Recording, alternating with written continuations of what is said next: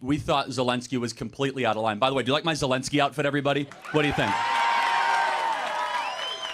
I meant no disrespect to the University of Tennessee, but I thought I'd do my best Zelensky outfit.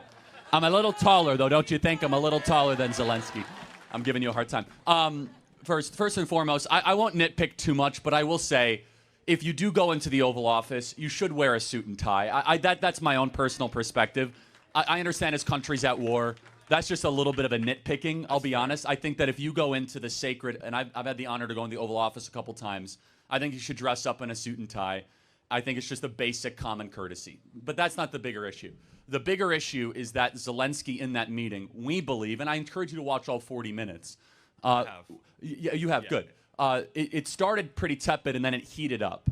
And outside of Vice President Vance's back and forth on did you say thank you, there was this kind of insistence on Zelensky saying, no, we really don't want peace.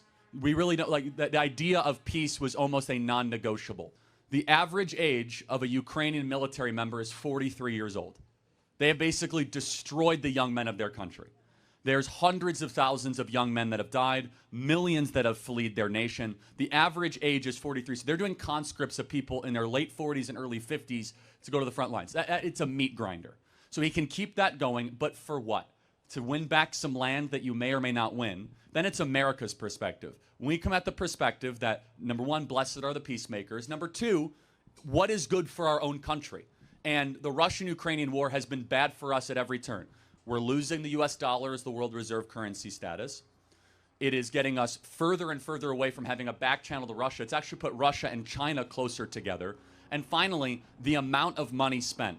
You guys in this audience, you are going to inherit a nation that is $35 trillion in debt, where we are sending money overseas and not securing over our own citizens. Peace would then hopefully limit that from some permanency.